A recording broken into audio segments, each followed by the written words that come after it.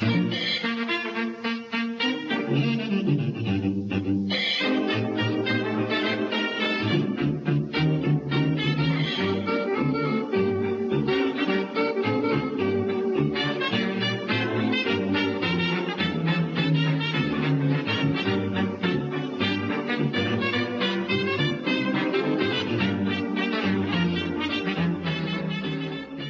May 1924, Paris welcomes the finest athletes from 44 nations for the Games of the 8th Olympiad. The world is still recovering from 4 brutal years of conflict from 1914 to 1918. Amongst the champions competing are American swimmer Johnny Weissmuller, who will go on to a Hollywood career as Tarzan, British runners Harold Abrahams and Eric Liddell, later immortalised in the movie Chariots of Fire, and a team of 34 Australian athletes led by teenage swimming sensation Boy Charlton, who wins gold in the 1500 metre freestyle. But amongst the elite of world athletics is an oddity, a working class rowing eight from tiny Murray Bridge in South Australia. They appear effectively out of nowhere from regional South Australia. They sparkle brightly. They were just a remarkable crew. It's totally unbelievable. They have little money and seem out of place in sophisticated Paris, mixing with the world's greatest athletes. And yet, they have earned the right to be here, overcoming extraordinary obstacles of class, war and age, to become the greatest rowing crew in Australia. And you throw the war in there to complicate matters enormously, and they really were up against it. It is wonderfully uplifting to think that a bloke with a piece of shrapnel on his back could actually row for Australia in the Olympic Games. I reckon it's a story from a different time. I just think it's a story about Australia, and I think it's a story about sport, and I think it's a story about people. Led by mercurial coach Teddy Higgs, the Cods, as they are affectionately known, have defeated the elite of Australian rowing from 1913 to 1923. Part of the magic of their story is how they did it, and that's the part that astounds me. They're almost a curiosity. And where do they come from? How did they exist? How did they get to be the way they were? How did they get to be, well, really that good? They now face their most difficult test, Murray Bridge versus the world. What was Teddy Higgs's coaching secret, and who were the Cods? This is their remarkable story.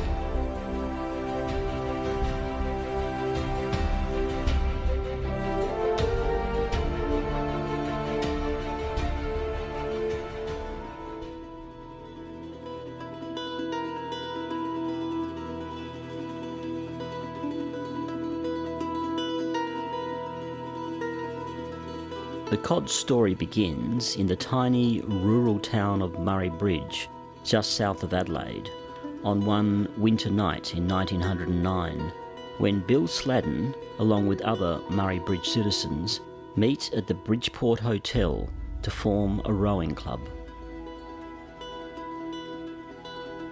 A sober man, Bill Sladden studied hard for many years until he gained his captain's papers and took charge of the PS Piat, a trading ship of Udunda Farmers Cooperative.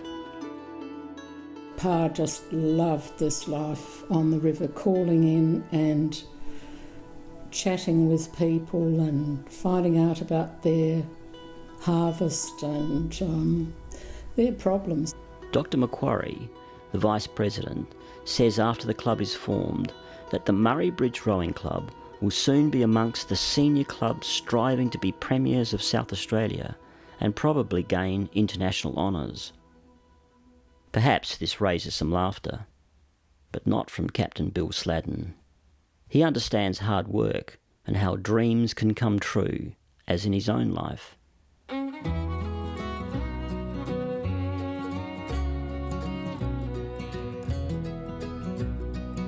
Teddy Higgs is born in Devonport in the north of Tasmania in 1880.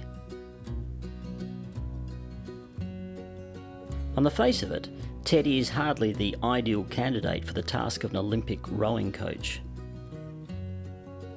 He grows up on the banks of the Mersey River, where he learns about boats and river currents from his father, Edward Higgs, a master boat builder. He built 7 or 8 ships ranging from 50 foot through to 100 foot long, 100 tonne, in the Mersey River, many of them quite famous. Teddy develops a passion for rowing and rows for the Mersey Rowing Club in Devonport and later the Tamar Rowing Club in Launceston. When Teddy turns 18, his father makes a decision which has a far-reaching effect on Teddy's life.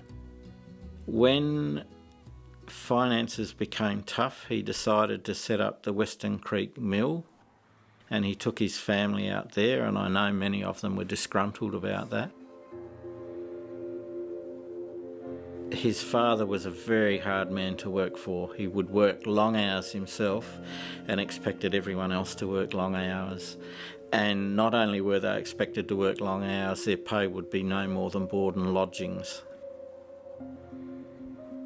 The boys used to go up the mountains or the Western Tier frontage and cut the trees down and bring them down on the river. My experiences in the Western Tiers, particularly in the winter time, is just so cold and miserable. I can only imagine what they would have gone through doing that sort of work there. Teddy pines for the waters of the Mersey, and when he turns 20, he hatches a plan to escape. He informs his parents he wants to enlist in the Boer War. He wanted adventure. He wanted to get away from home. I think he'd heard the call to war. He came from a background of pacifists. They were really not keen for him to go to war. Within months, he's on the battlefields of Transvaal, where he quickly develops a distaste for the British approach to warfare, which involves shooting women and children. The British were sort of saying the best way to defeat the Boers was to destroy everything. Just get rid of the food, burn the houses, do everything you can to get rid of them. And so I don't think he was impressed at all with the war.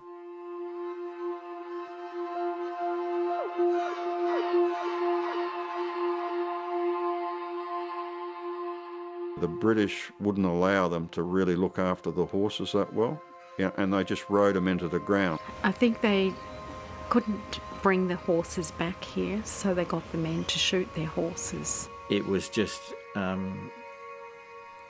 such a heartbreaking experience when they were told they had to kill their own horses.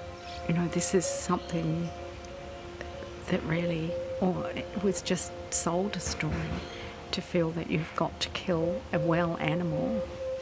So I think when he came back from the Boer War, he was very disturbed. He didn't know what he was doing or where he was going. He was just moving.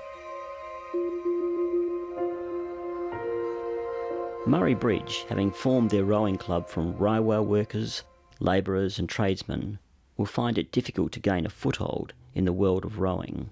They have no boats, no uniforms and no clubhouse.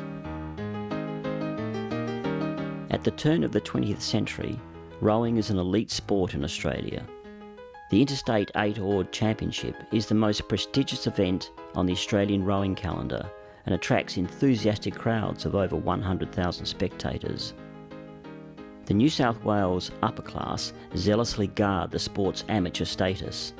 Any rower who is guilty of accepting prize money or who labours for a living is labelled a professional. There were strict rules about being an amateur rower, and one of those rules was that you couldn't work on a boat, that you weren't to be a labourer, and that you weren't to earn money from rowing. Well, I think by definition the rules, were a problem for working class people, working people. These unfair rules will impact on the working class crew from Murray Bridge in a brutal way.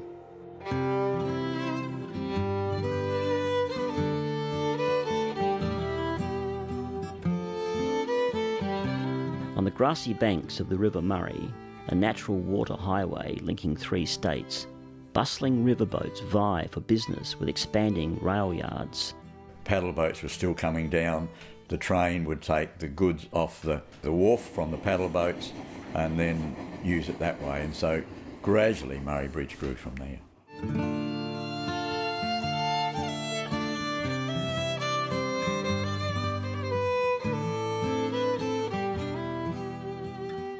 In the river trade, I think in its peak, they said something like 16 trains a day were being built from produce off the river. So it was really a flourishing community. The first outing of the club occurs in January 1911 at the nearby river town of Mannum. By then, the Murray Bridge Rowing Club had established a clubhouse built from jarrah timber and steel girders, which mysteriously appear in the middle of the night. I did hear a lot of the big beams and all that, a lot of it was made out of railway sleepers. I don't know where they came from. Must have materialised out of somewhere. Bub Jarvis travels to Mannum with the first Cods 4. A jovial character with a sharp wit, he carries with him the hopes of the Murray Bridge Rowing Club. But things don't go as planned.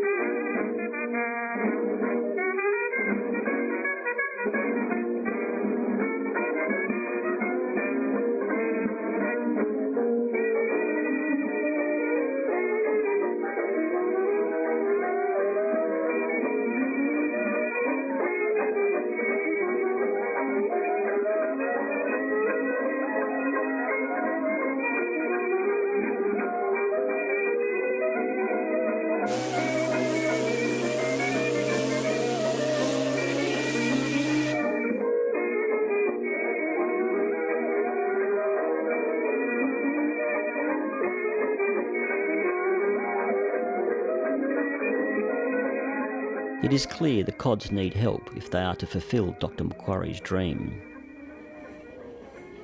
Then, like magic, 2 paths cross. A fleeting encounter, one that, but for a few minutes in time, may never have happened. Teddy Higgs, back from the Boer War and restless at his father's mill, is heading to Kalgoorlie goldfields to make his fortune. Once he'd made up his mind to leave Devonport and go to Kalgoorlie, he was on the train from Melbourne to Adelaide, and when he stopped at Murray Bridge for some time, he noticed a crew rowing on the river there. Teddy's train puffs impatiently to whisk him away. In his cheeky way, he was watching them row on the River Murray. Teddy started talking to them and they were impressed with what he was saying, and he must have offered to take them out on the river, so he went out and coaxed them and coached them. And they said, "How did we go?" And he said something like, "Not too good." He spoke to them a lot about what he knew about rowing, and they were very impressed with his knowledge and expertise. And eventually one of them said, "Well, if you know so much about it, how about being our coach?" They got the impression that he was this champion guy from Tasmania that had done all this rowing. And he said, "Well, I'm going to Kalgoorlie." And they said, "Well, stay a couple of days and be our coach." He said, "Oh, well, if you can provide me with a job and somewhere to live, I'll stay." And so, not a problem. So the president organised for him to have a job in the railways and organised, I believe, some accommodation for him. He settled in Murray Bridge and became very intimately involved with the Murray Bridge Rowing Club. This was an opportunity for him to settle down, provided some stability in his life, and I think this was it. He saw it. Maybe he just saw it as what he'd been looking for. Teddy remains in Murray Bridge for the rest of his days. transforming a crew of champions into a champion crew. Although founding member George Lush remains coach, Teddy's impact on the club is immediate. Making use of the Grand River Murray watercourse, he instigates a rigorous training routine. His mantra is mileage makes champions. He recruits men most fitted to the task of hard rowing. These include Ted Thomas, a brilliant oarsman, champion footballer and prodigious cyclist, Waldemar Pfeiffer, a young, resolute carpenter, and Hedley Joyce, a steam navvy who works as hard as a horse, reclaiming swamplands around Murray Bridge. In December 1911 at the Henley-on-Torrens Regatta in Adelaide, Teddy Higgs rows in 3 winning Murray Bridge fours. Newspapers laud his efforts.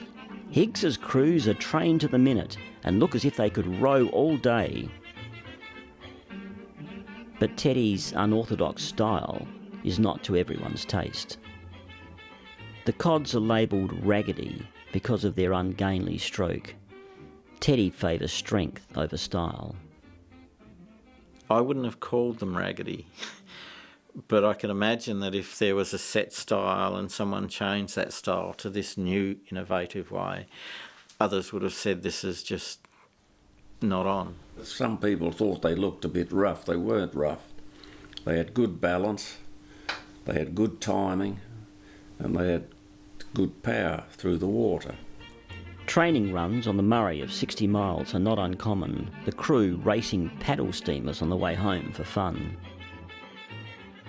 I heard one story about they were out training one day, and I think Ron Mobbs told me this, and they went out and rode down to White Sands, which is about 10 miles from the club, and came back in, and they were going to go out and do it again, and one of the guys said, oh, maybe we could just row to the end of the island and back. And he complained that he was tired, and they kicked him out the crew. And bloody did. Got another bloke in. Just rode 10 miles and complained. Apparently he wasn't in the crew again, so yeah. Roped in to keep his balance, Teddy stands in the coxswain's seat, exhorting crew members. By standing up, he could see who was really pulling. You're not pulling. Lengthen your stroke, put your back into it, pull, pull. Come on, he's singing out. You had wonderful balance, old Ted. And the rudder broke. The cord broke on one side. And of course he went into the river. And he come up again, he grabbed hold of the side of the boat and he sang out, come on, cut, and he's shitting water everywhere, and he got back into the boat and sold them on again. He was pretty clever, active. He instructs his crew not to worry about the upper body position, a key difference to the orthodox English style. For conservatives, still wedded to the view of stiff upper backs rowing uniformly, the Murray Bridge crew looks slovenly. His idea was that you would have a very strong catch pushing with the feet, with the legs, and then the body swing would come in the second half of the stroke. Although not pretty to the eyes of Victorian-era observers, it is powerfully effective. In December 1912 on the Port River, Teddy's crew defeats the best rowers in the state at the Championship Fours. It is a stunning victory. Murray Bridge win by 8 lengths. Captain coach George Lush wins accolades for Murray Bridge's performance, but it is obvious much of the credit is due to Higgs's training methods and robust style. He was very much a traditionalist, orthodox style. This is the way to win races, and so there was a bit of friction between Teddy and the coach. As the club prepares for their 8th debut, Lush makes a dramatic move to assert his authority. He omits Teddy Higgs from the inaugural 8 in favour of a fireman employed on the railways, Arthur V. Scott. He and the other selectors decided that Arthur Scott, who was bigger, younger, brawnier, would be a better person in the 8 and would make the boat stronger. Lush has delivered a humiliating blow which could, given Teddy is now 32 years old, end his rowing career. However, conceding it is the coach's right to select the crew, Teddy accepts Lush's verdict. But Captain Bill Sladden does not. He openly challenges Lush. Higgs has been overlooked in a most regrettable manner ever since his entrance to the club, and we can no longer accept this treatment. A furor erupts. The crew rally behind Bill Sladden. Feeling as though his authority has been undermined by the protest, Lush abruptly resigns. He created an opening by resigning that Teddy stepped into. Dr. Macquarie appoints Teddy Higgs as captain and coach of the Murray Bridge 8.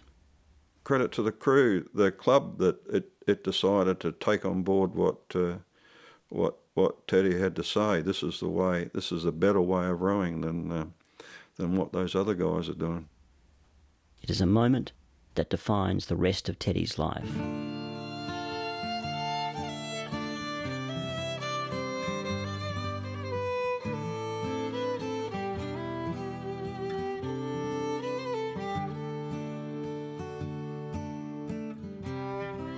Just days before the state championship, Murray Bridge's new Clinker 8 finally arrives from Melbourne. It is christened the CN Macquarie in honour of the club's president, Dr. Macquarie. Teddy selects an 8 that includes Arthur Scott in place of himself, an admission that perhaps George Lush's instinct was correct.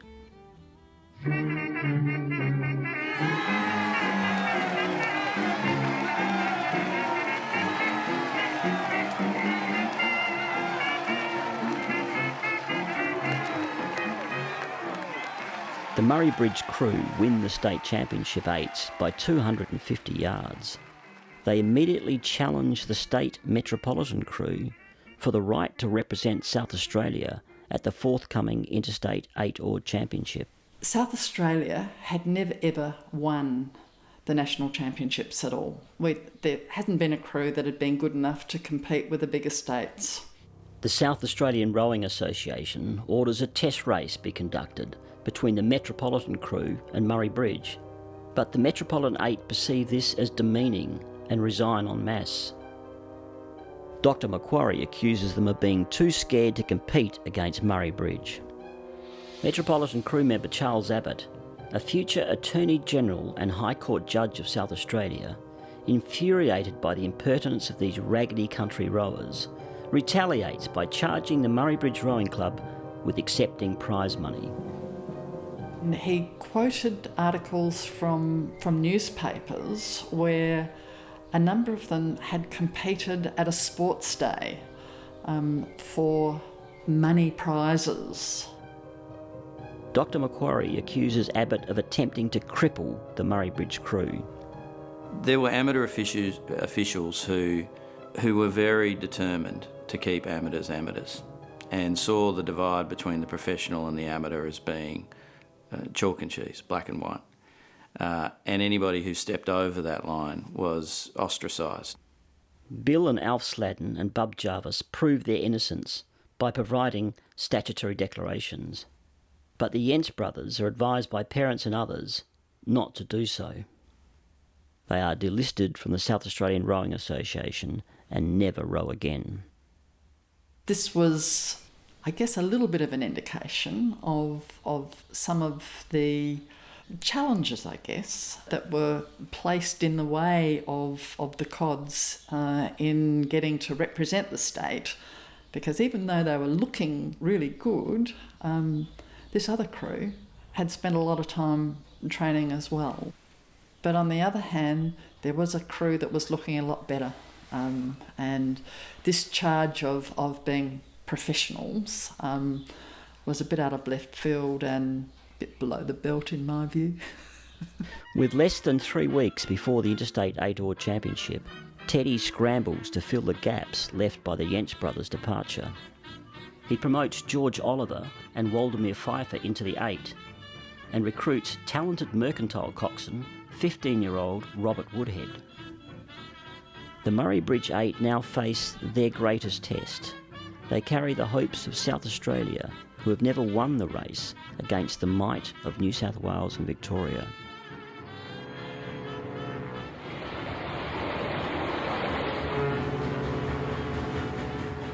On 26th of April 1913, the greatest rowers from around Australia gather on the Port River for the 37th Interstate 8-oar Championship. New South Wales and Victoria fully expect to triumph again, having won 33 of the previous races.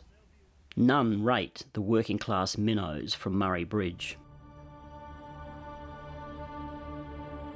Murray Bridge supporters pray for placid waters, similar to the River Murray, but on the night before the race, an almighty storm erupts. It was a really blowy day, very, very rough. Yes, the conditions were not good, but they rarely were on the Port River from my recollection of that course. Murray Bridge's chances sink with the howling wind and rain. But Teddy Higgs is undeterred. "I have always had the knowledge," he says. "I learnt it on the Mersey. I first steered at 10 years of age." He ditches the club's new boat, the CN Macquarie, in favour of the South Australian Rowing Association's new 8, which has a broader beam. He also attaches splashboards to the side of the boat and issues coxswain Bob Woodhead with a billy can for bailing. What Teddy ensured was that the coxswain had a bailer, and they also put splashboards on the side of the 8 so that to keep as much water out of the boat as possible. What happens is the wave comes up, hits the rigger arm, and then peels off into the boat. So if you put the splashboard over the top of the 2 rigger arms that are coming out, then it comes up and hits the splashboard and goes down. And it works. From what I could read, they were actually a little bit puzzled to see all these splashboards going on this old 8 or whatever. What's that guy up to? That must be, they'd never seen it. They'd never seen that sort of preparation before. On the afternoon of the race, the interstate crews shiver on board the official launch, which tows their boats to the windswept starting line. But the Cods are not on board. Under Teddy's instructions, they row their boat to the starting line in the rain. That may have been a good decision because they would be getting used to the conditions. It would have been a psychological advantage to see. That was a pretty smart move. If he'd kept them moving down there, if he'd got them down there, they'd rowed down to the start, they would have had time to adapt to the conditions a fair bit. The partisan crowd of over 20,000 roar their approval. The race starts, Tasmania breaks early, and Murray Bridge sets out in pursuit. There were a lot of problems at the start because when it's really, really rough and you're trying to line boats up, it's not easy to do that. I think there might have been 1 crew started and 2 crews followed immediately thereafter before the other crews even decided to get underway themselves. And certainly several strokes were taken by the Tasmanians before the starter's gun could be heard. I think there were a couple of boats that actually sank on the way. The 6th van of the New South Wales crew, his poppet broke, but they sank anyway. And one of the crews that survived the race sank immediately after they crossed the line. And I think the Western Australians even stopped to bail out their boat on the way. Murray Bridge soon takes the lead, but it is hard going in the rough weather, and young Woodhead has to steer and bail water at the same time. The coxswain in the Murray Bridge 8 had a tin that he was actually bailing water out of the boat so that they didn't get too heavy and sink. Murray Bridge are in front, but in constant danger of sinking. At the halfway mark, Woodhead makes a daring decision. He steers their boat across the river toward the calmer waters off Luff Point. The manoeuvre works, and Murray Bridge breaks clear of the pack. The delirious crowd cheer the Cods enthusiastically as they cross the line 18 lengths in front of the struggling Tasmanians.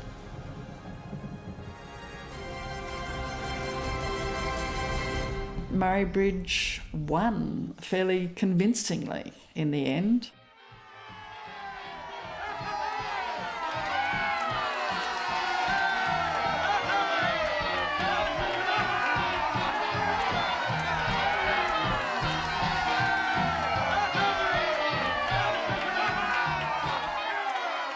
It was certainly an unusual race, and one which one newspaper reported as being the funniest on record.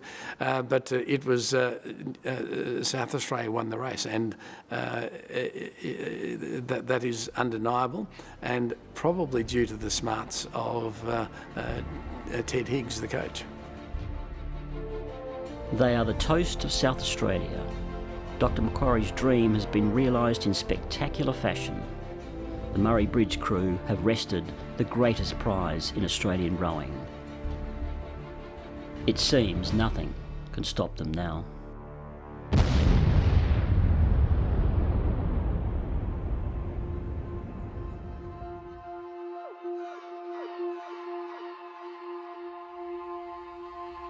The outbreak of war ends their dream. The conflict seems far away at first, but gradually envelops their lives, casting its shadow over Australian rowing. Once war was declared in August 1914, the rush to enlist was overwhelming. Oh, oh, oh, it's a lovely war, a lovely war. Be a soldier, eh? Oh, it's a shame to take the pain. As soon as rebellion's gone, we feel... I mean, there were 20,000 Aussies signed up within weeks. You know, it was incredible. There were more than 20 Murray Bridge rowers who served overseas. This was a great adventure. You have to see the world from their perspective. Most of them had never travelled out of Australia. The idea of actually getting a ship to England and then to France was like the most exotic dream. It was we'll be fighting for our country, our families. We'll be on this huge adventure. The concept of actually trench warfare was as far removed from their minds as the place itself. We never get up till the sergeant rings our breakfast up to bed. One by one, the victorious cods enlist. Australia needs them. Robert Woodhead, the youngest of the cods, is first to go. He has to gain his parents' permission. He's only 16. Oh, oh, it's a lovely war. Woodhead lands in Gallipoli, eager for combat, not sure what to expect. Bob Woodhead did take part in the landing, but not in the pre-dawn landing.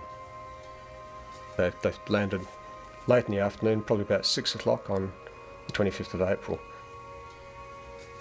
And we're fortunate with the 16th because of a chap named Ellis Silas, who enlisted in WA. He was English born, he was an artist, and he was with the unit. There, for the last time in this world, many of us stood shoulder to shoulder. As I looked down the ranks of my comrades, I wondered which of us were marked for the land beyond. We were transferred from the transport to the destroyer, which took us close into the shore, and then we were transferred into the ship's boats and rowed to the shore amidst a hail of shells. So that gathering aboard the hired Pasha, which was their troop transport, Woodhead obviously would have been one of the faces Silas was looking at. On 2nd of May, Woodhead takes part in the assault on Bloody Angle, a heroic charge into a wall of Turkish bullets. Up we rushed. God, it was frightful. The screams of the wounded, bursting of the shells, and the ear-splitting crackling of the rifles. In a very few minutes, the gully at the foot of the hill was filled with dead and wounded. These poor lumps of clay had once been my comrades, men I had worked and smoked and laughed and joked with. Oh God, the pity of it. It rained men in this gully.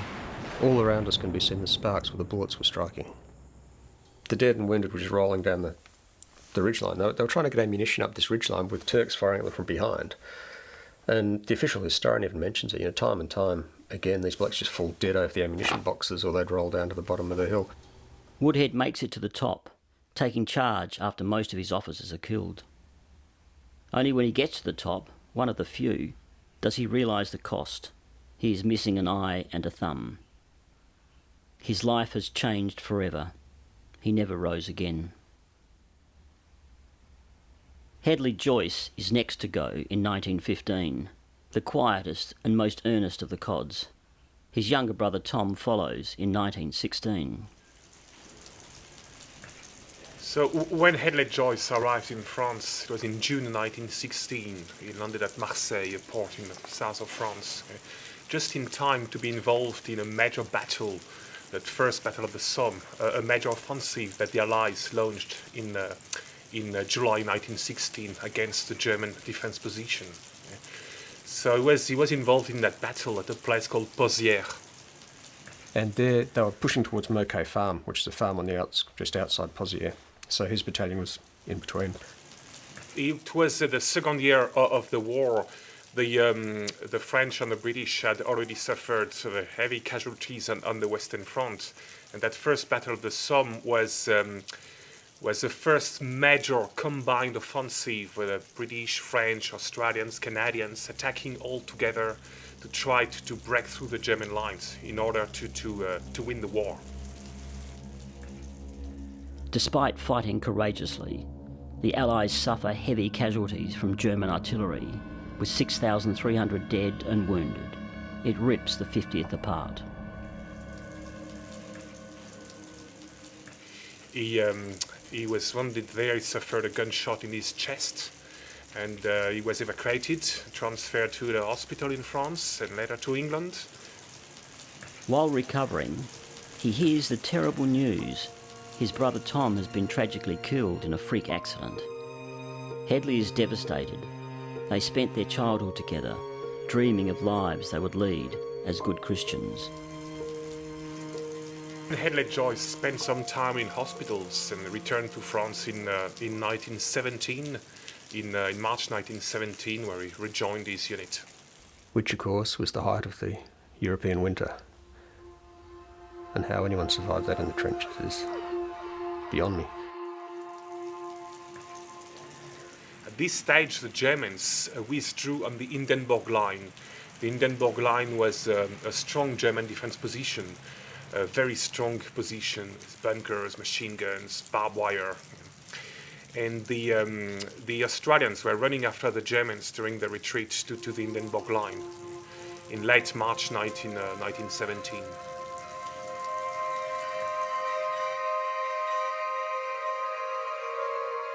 They had terrible trouble getting reinforcements, food, water, ammunition up to the lines.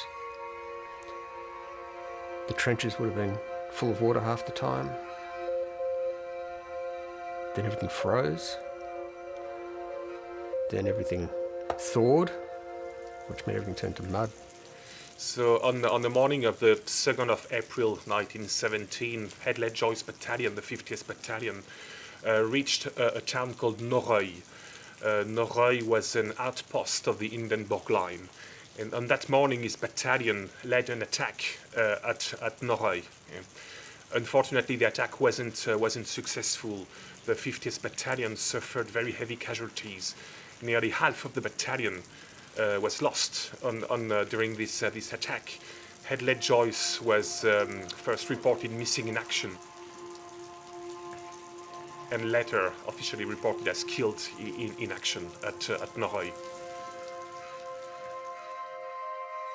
Joyce was a real, true, solid Christian and had a most distinctive influence on the fellows. Many is the chap who would have gone to places that were no good to him but for Joyce. He was a very jolly chap with a bright word, always ready for everybody.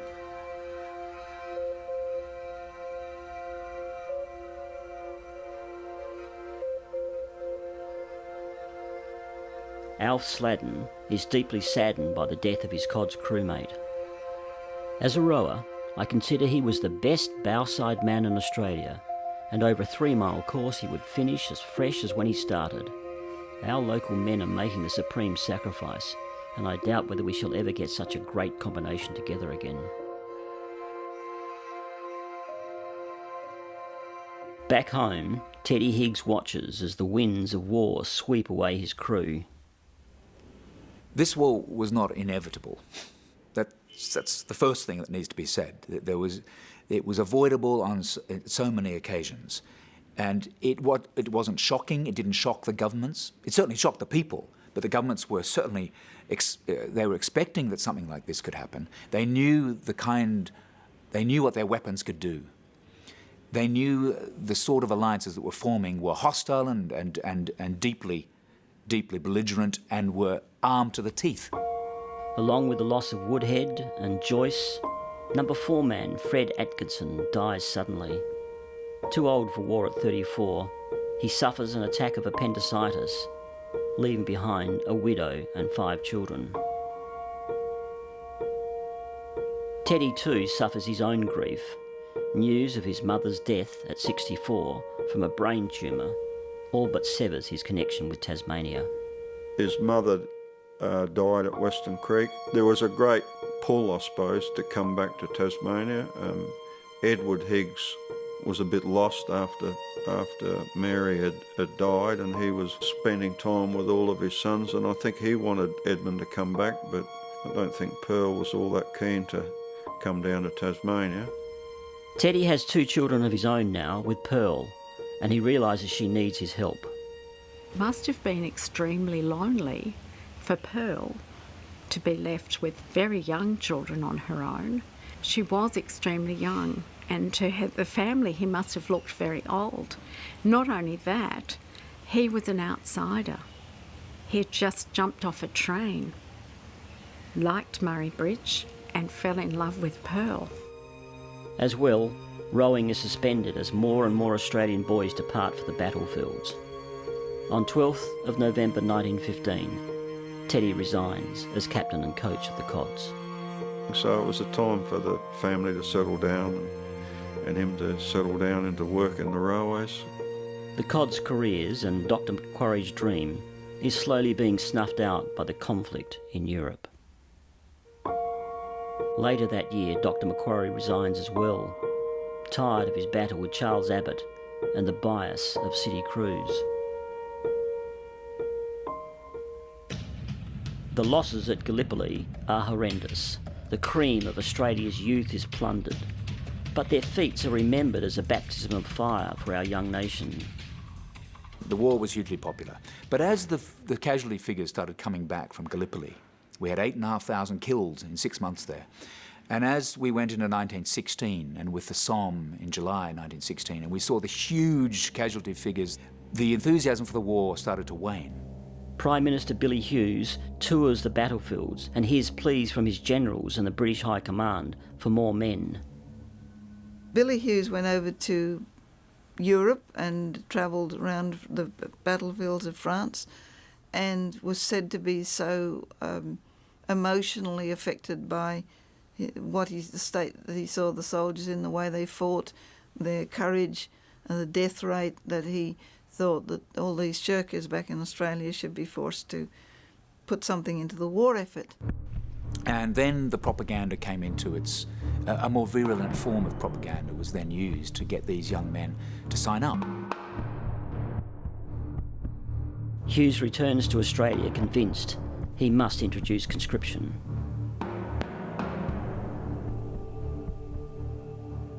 Arthur Valentine Scott enlists in August 1915 and becomes a gunner in Europe, his courage inspiring fellow soldiers. But Scotty's Achilles heel has always been his attitude to authority, perhaps a legacy from his father, William Scott. There is a suggestion that Scotty was whipped as a child. He was the son of a Yatala prison guard, and so he would have grown up in that part of Adelaide, the northern area, north side, as I understand it. He was on the railways and would have found himself down in Murray Bridge because of a posting with the railways. He's a marvellous character, Arthur Scott, a marvellous character. A little bit of a vagabond, I suspect, but a larger-than-life person. Oh, well, Scotty was a pretty rough gentleman. He used to get into a few fights. He could fight, but he could box. Dad said one night they were in a pub in Melbourne and they went out to go home, and a bloke come up, a big bloke, to Scotty, and he said, "Give us a cigarette." Scotty said, "I don't smoke." They had these blazers on. And the bloke said, "No, you wouldn't, you flash college bastard, would you?" And here, Scotty said, I'll give you a cigarette, whack. Bang, knocked him over. The old man said, I was frightened. He said, I thought he might have killed him. He was physically a big man. He was therefore a key part of any crew. He was a fireman, so he was probably not the most refined man. He was a fireman renowned for being very robust to people. And his war history I found very interesting. As a gunner with the 11th Field Artillery Brigade, 43rd Battery, Scotty sees action in France, where he is wounded. After a short stay in hospital, he is promoted to Lance Corporal and later made a temporary sergeant. Constantly loading those heavy shells into guns, under pressure, for long hours in all weather, wasn't easy. You kind of think the artillery behind the lines, but no, they worked hard. But Scotty's problems with authorities soon surface in a spectacular manner. In 1918, he is the subject of a court-martial at Agincourt. Charged when on active service, disobeying in such a manner as to show a willful defiance of authority. The accused was warned at the battery wagon lines to go with the draft to the gun positions for a tour of duty. He replied that he was not getting fair treatment, as he had applied for leave to go to England in connection with affairs of his brother, who had been either killed or wounded. He went on strike. Well, it's my reading of it. For that, he got 12 months hard labour. I've heard of people being given a year or two imprisonment with hard labour, but normally it's because you've messed up repeatedly and you've got a pattern of behaviour, and then you go one step too far and that's it. We've had enough.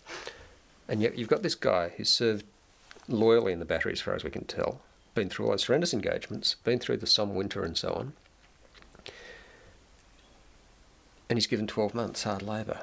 It's almost comical. He gets promoted in the field because he was such a good soldier. He gets wounded in the next year, and then he gets court-martialed the next year.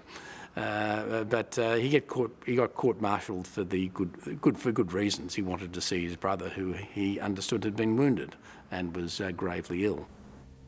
War records reveal his brother Frederick Scott, a gunner in the same regiment, was shot in the left shoulder while in action.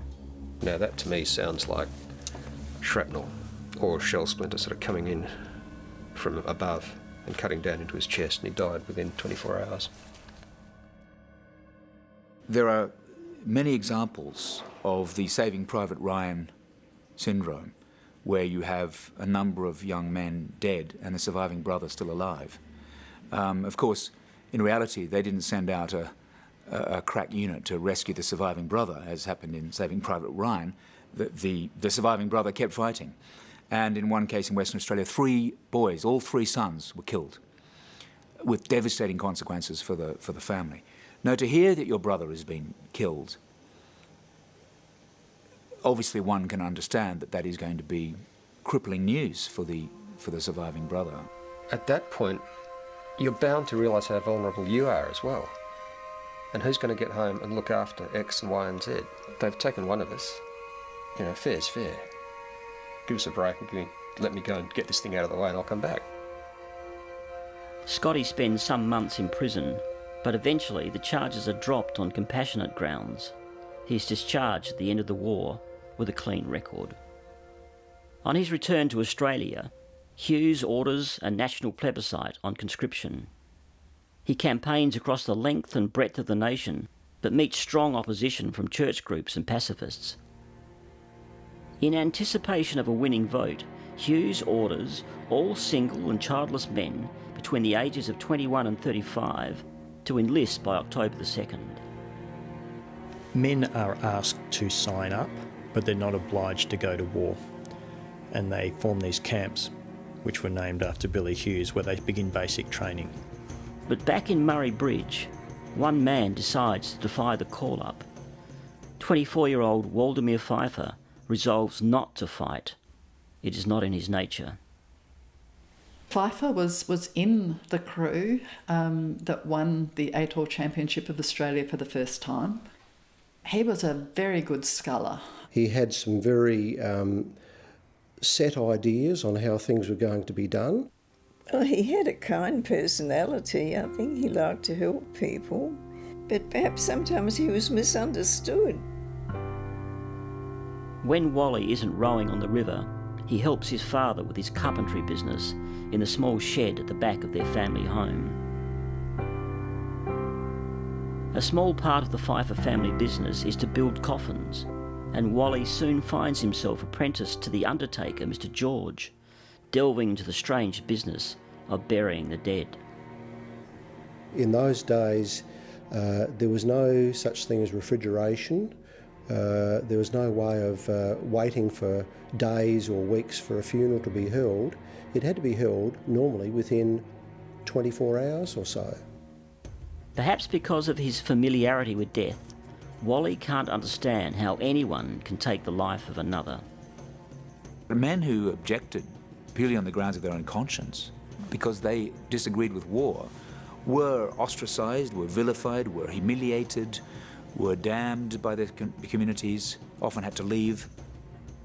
On October 30th, Wally finds himself facing the Murray Bridge magistrate to seek exemption from bearing arms. He goes to court and he says, "My conscience will not allow me to kill a man. I do not object to military service as a non-combatant. I object to the use of arms in any circumstances." And the judge says to him, what if you're in a position where your mother or your sister were being violated? What would you do? Very evocative, emotional questions. And he says, I would fight to protect my sister from that person, but I would not take his life. I would give my life for my sister, but I would not take the life of another man. It's a very emotional, strong argument that he puts. The magistrate rules that Wally must report to the local enlistment training camp, but he will be exempted from carrying arms. The ruling brings relief for Wally, although his conscientious objection has been revealed to the whole town. It was effectively making a public statement to everyone that I've decided not to do this and these are my reasons. It's a very big moral stand to take and a very public moral stand to take. It was a courage of a different sort, quite clearly to me, that to object under such pressure involved immense courage.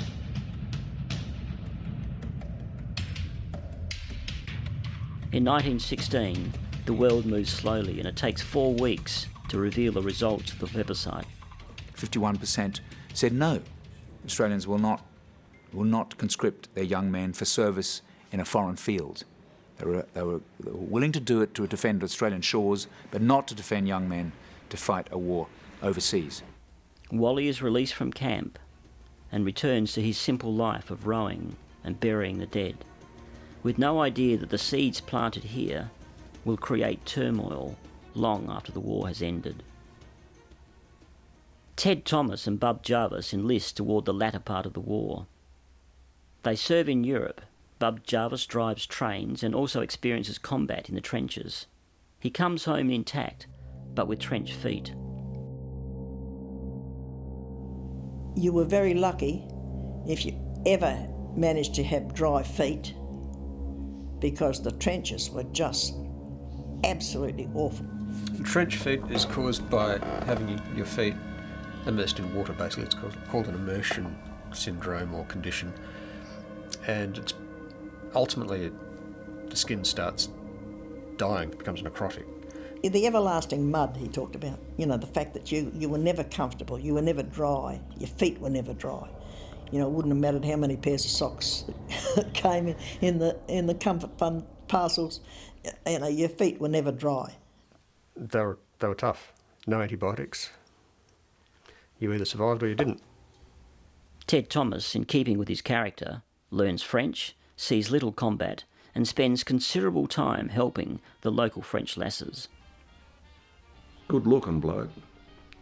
Very smart, debonair, get on with the ladies well, they said. And he could put it over. Always dressed well, bow tie, and have a look at Thomas, they used to say. On more than one occasion, he is reprimanded by military authorities for being absent without leave from his post. Gassed a couple of times, and he also got mustard gas, which in a hot day he'd break out in a rash. But he learnt French. Helped him with the sailors, of course. Because though he wasn't well educated, he was bloody smart. I thought he was the greatest thing since Vegemite. The war officially ends on 11th of November 1918, and our soldiers begin to limp home, battered, bruised, and in some cases traumatised. I think that the great tragedy of World War I is that One could understand, I suppose, why it broke out. I believe it was not inevitable and it was avoidable, but one could understand that human error, misunderstandings, paranoia, hatred had driven the world to this crisis. What is less comprehensible and less forgivable is why they kept at it for 4 long years with 37 million casualties. Why did sensible people, why did not the wit of mankind come together and say, "This, we are destroying the finest generation, the best part of the next generation. We are actually annihilating our youth." With many Allied troops still in Britain and France, awaiting orders to go home, His Majesty King George V announces a Henley-on-Thames peace regatta between crews from Allied forces.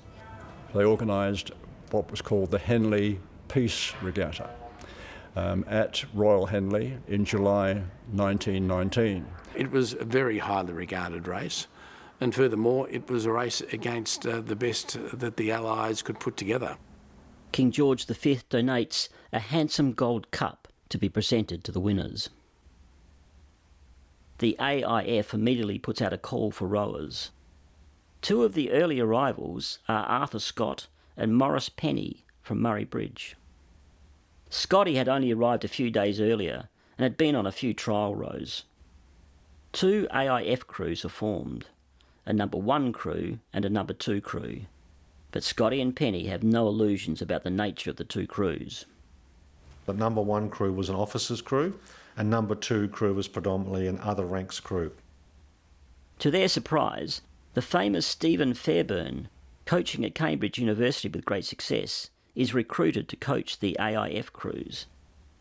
Steve Fairbairn, the legendary Australian coach, who was very much opposed to the British rowing style and introduced Fairbairnism. He was an outspoken guy.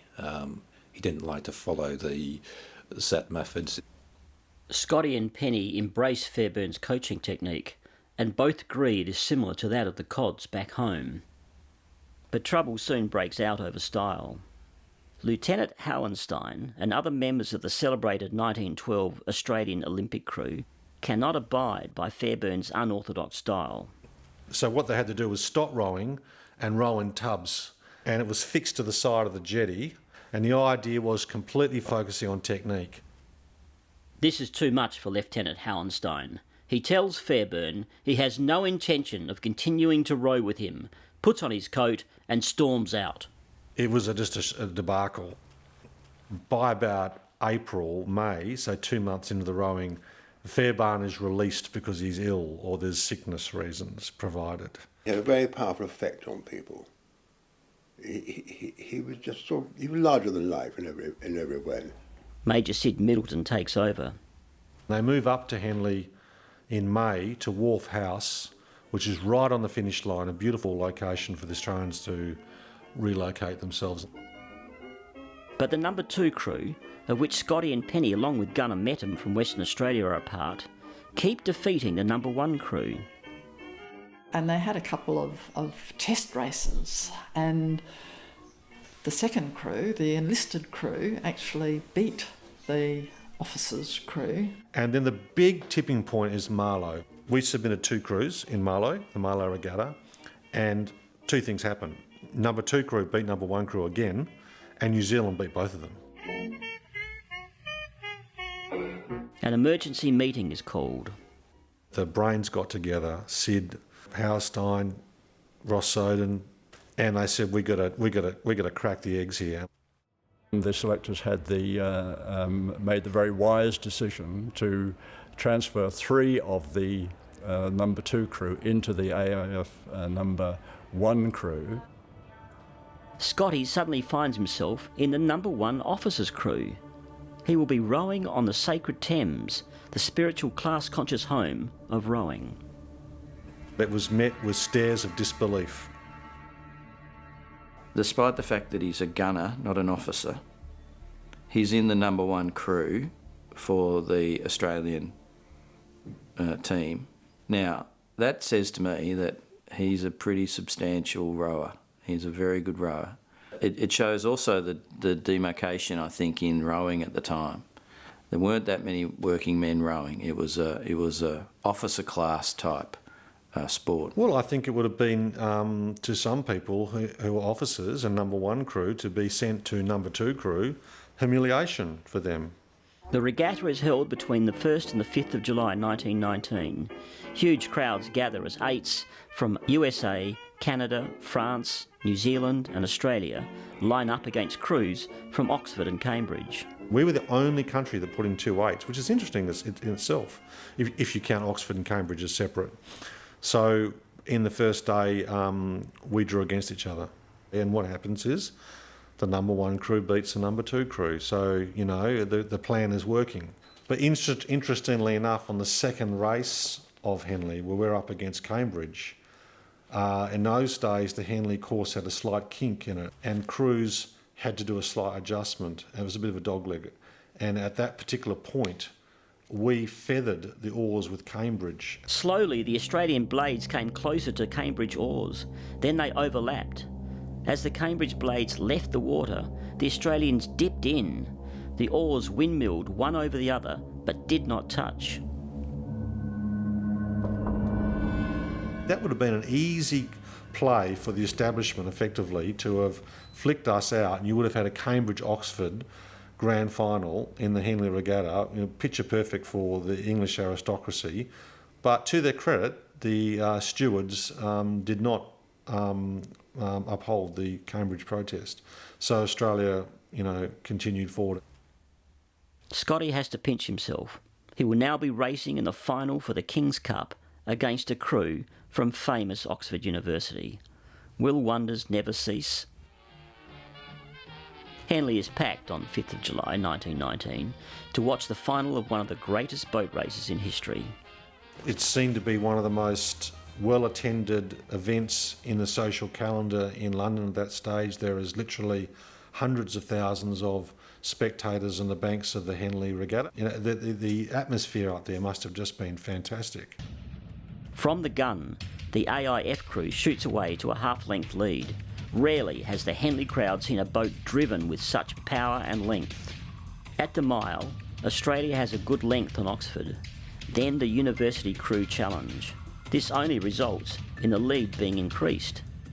With a few hundred yards to go, Oxford is rowed out. The AIF crew pull away and win by almost 2 lengths.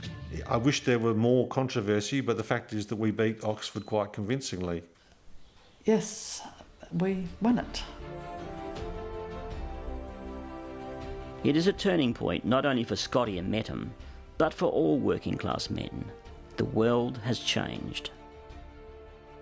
It seems that the experiences of any young man who's come from a town like Murray Bridge, who finds himself fighting in Europe, I don't know whether at the end of that he finds himself rowing on the Thames in front of the King. It's all part of the same journey, isn't it? It's just remarkable how life has turned and changed for them. And then they go back to Murray Bridge again and continue rowing and continue their lives. For Scotty, the final is a dream come true. The King's Cup trophy is presented to him and the other AIF crew members by Princess Arthur of Connaught, and is later gifted to Australian rowing authorities by King George as a perennial cup for the Interstate 8-Oar Championship. It will not be the last that Scotty sees of this famous cup.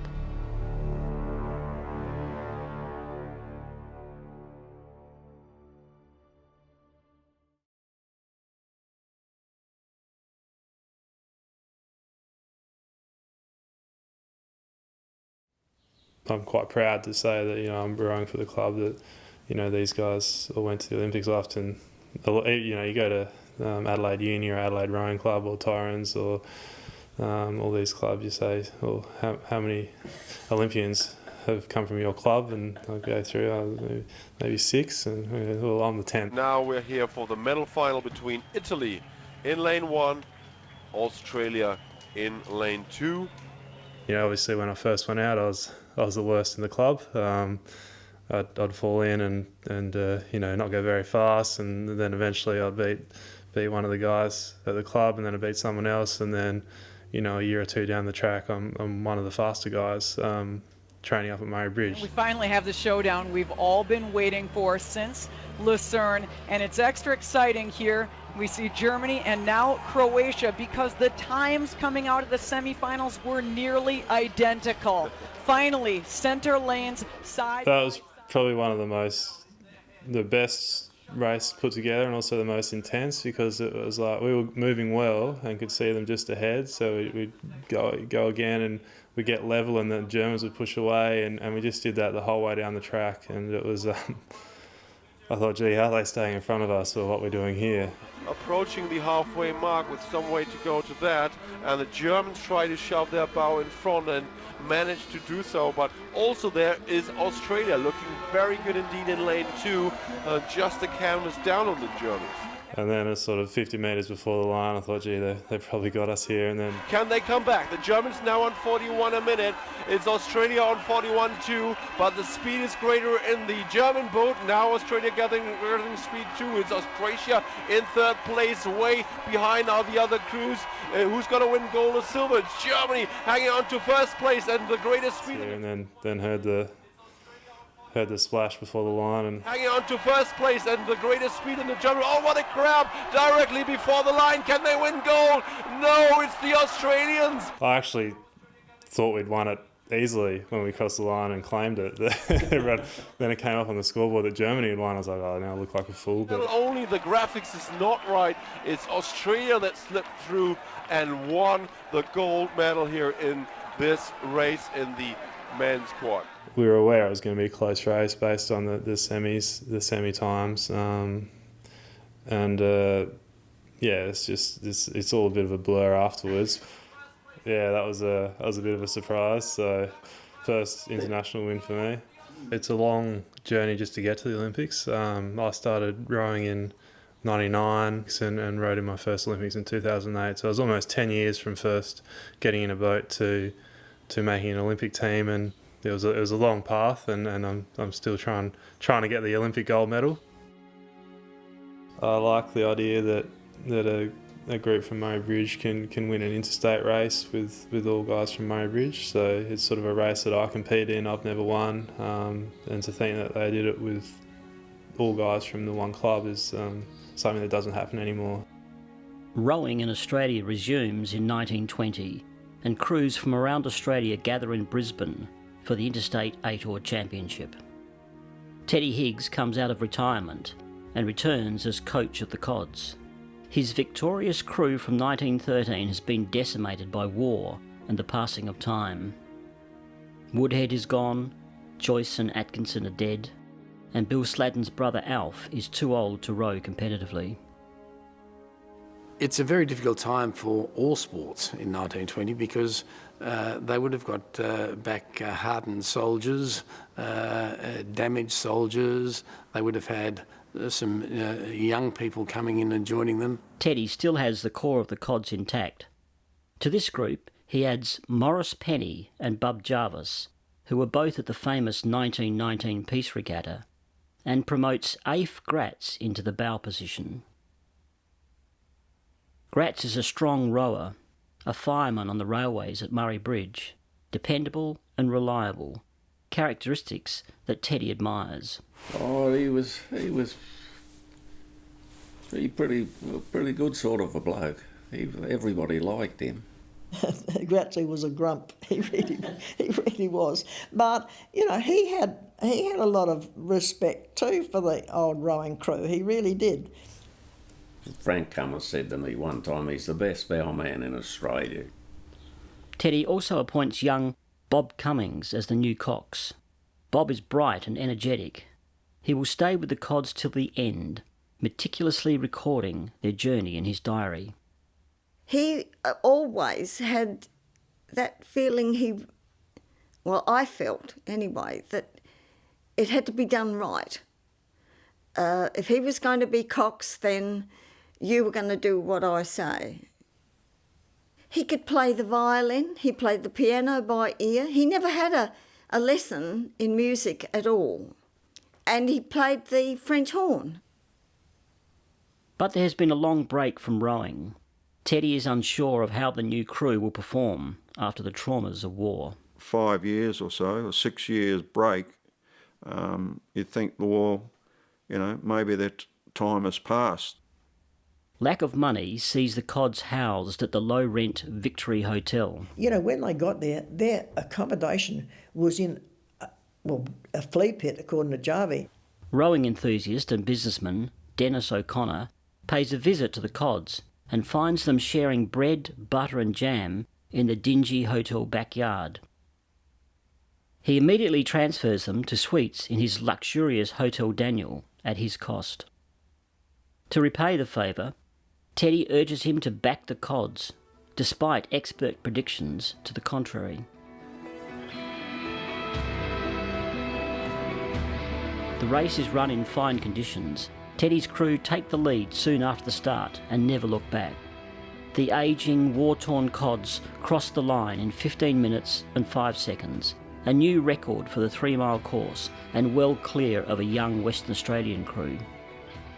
Undoubtedly a very important win for the Murray Cods because it established them very clearly as the number 1 crew.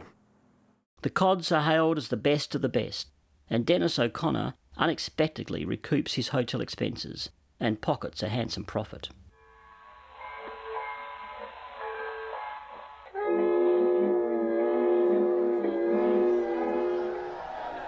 The Cods are the toast of Murray Bridge, undisputed champions of Australia.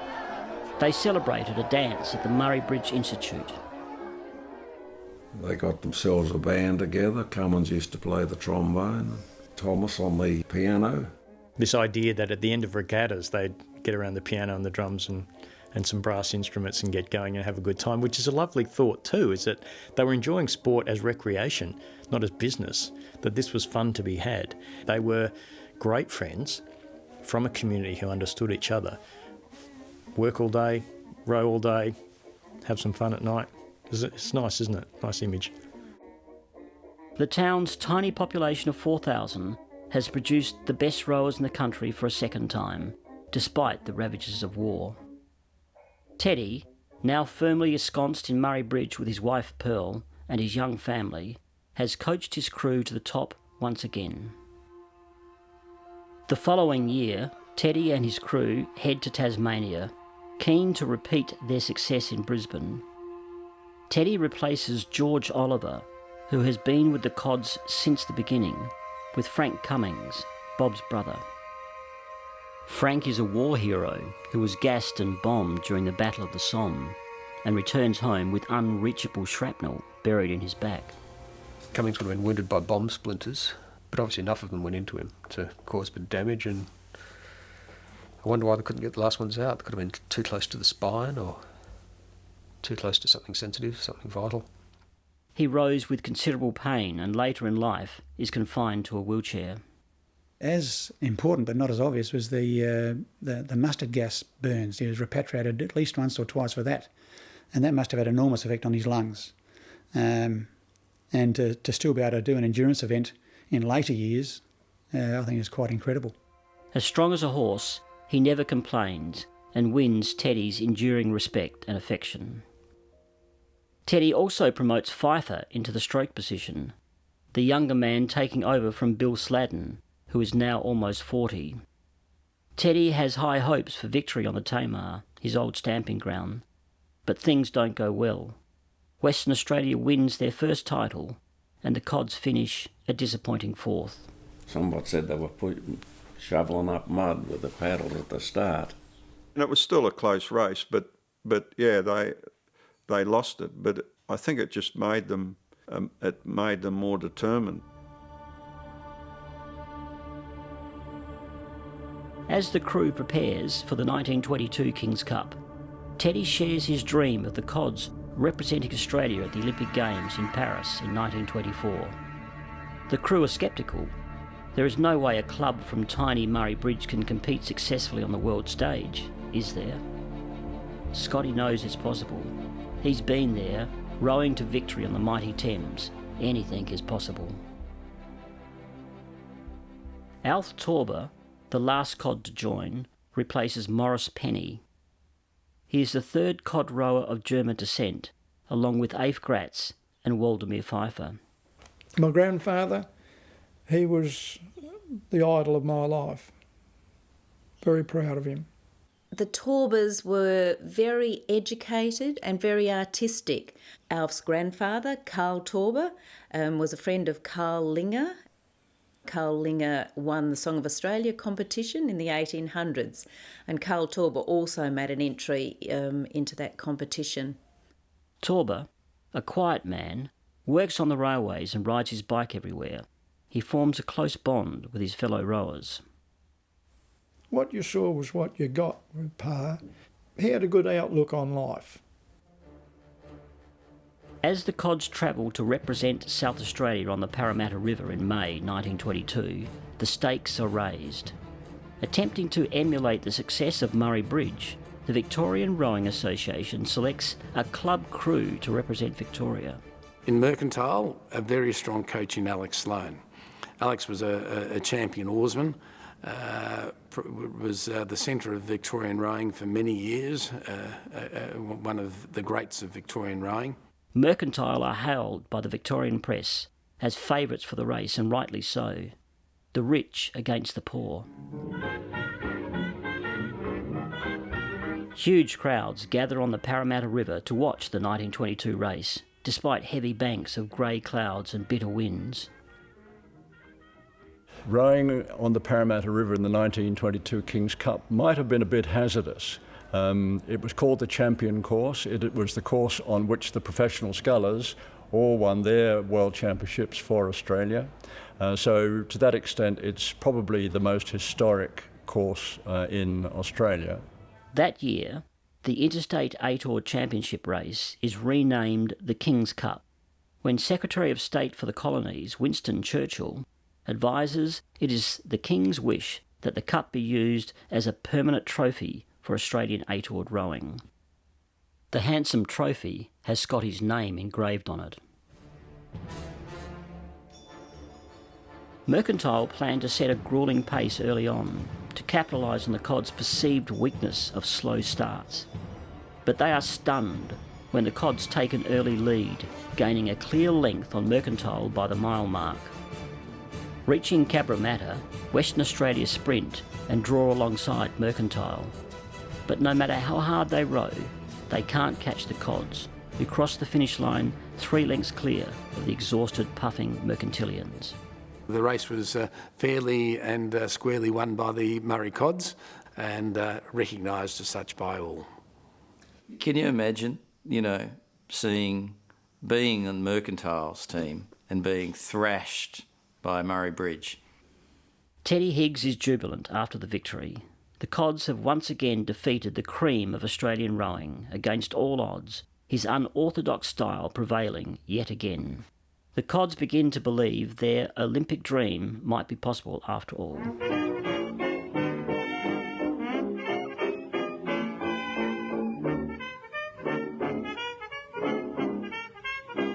Puzzled by the Cods' dominance, experts from around the country try to analyse Teddy's rowing secrets. Their blades strip the water with a business-like fierceness, and the 8 men swing their weight on the end of the oar as though it were a lever with which they were endeavouring to move a few hundredweight of rocks. When questioned about his coaching secrets, Teddy Higgs is cagey. "I attribute our successes to the beautiful watercourse we have on the Murray for training. There is a very hard catch, the slides hold up well, and the work is mostly on the early part of the stroke. Of course, we have secrets which perhaps it would not be wise to divulge. The experts will have to watch us more closely before the mystery is solved." To unravel the secret of Teddy's success, we have to go back to 1897, to Teddy's old stamping ground, the Tamar Rowing Club. The people at the Tamar Rowing Club were actually keen to learn what it was that was required to improve their technique. Tamar Rowing Club went across to Melbourne and spoke to a number of coaches. There would have been plenty of discussion about the technique that Fairbairn was promoting as far as Australian rowing was concerned. He'd been giving lectures around Australia at the time. Stephen Fairbairn was the architect of, frankly, modern rowing. He transformed coaching styles throughout the world. He had a number of maxims, and the one that everyone knows is mileage makes champions, and Teddy Higgs understood that.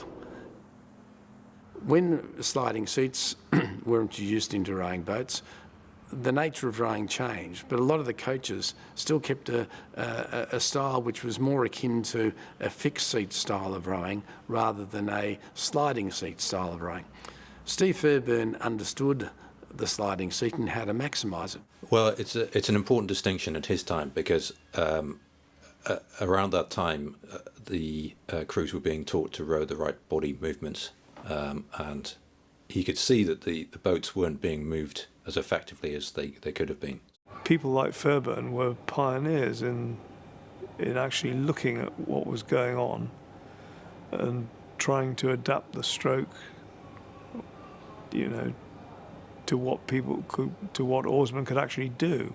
Whether it was a direct connection or an indirect connection, I think the ideas that Fairbairn was promoting at the time as far as technique, the new style, Teddy was able to pick up on. Elation over the Cod's victory in Sydney contrasts with a threat to Murray Bridge's existence at home.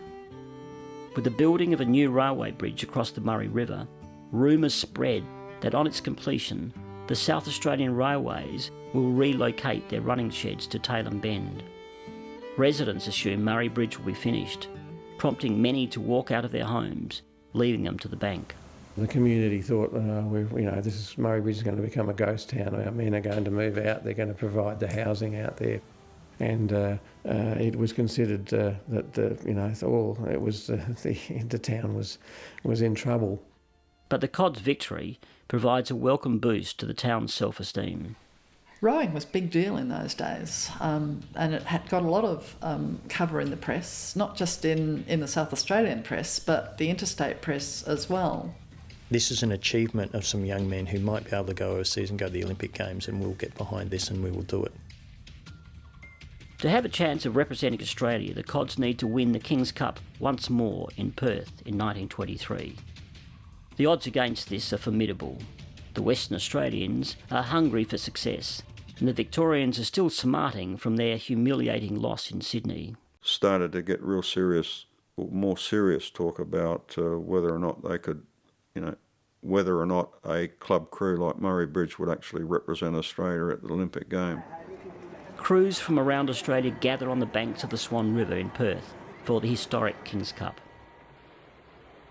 The Cods came up against the redoubtable George Rogers, who was stroke of the Western Australian crew. George Rogers was an exceptional athlete. He had a phenomenal lung capacity, and he rowed for an incredible period of time. Teddy reminds his crew they have only one more race to win, then the Olympics.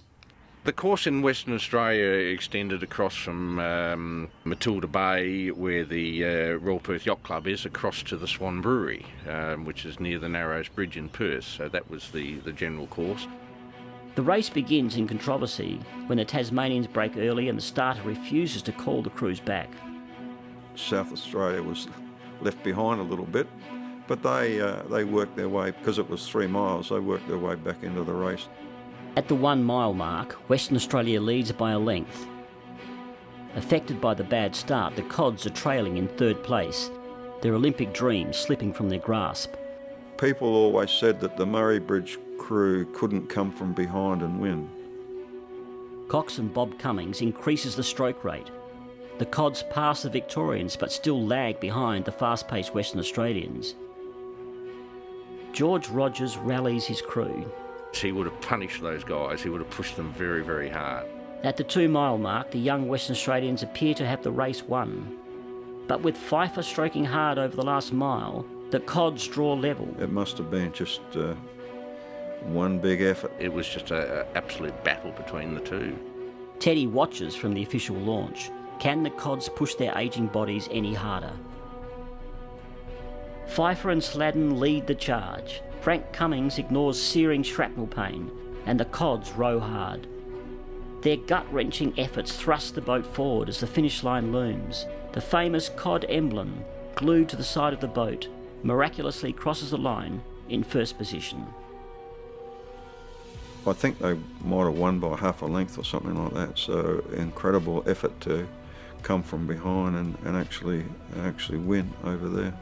The crowd cheer the Invincibles from Murray Bridge. There was no doubt that everybody thought that they were world-class, potential world champions.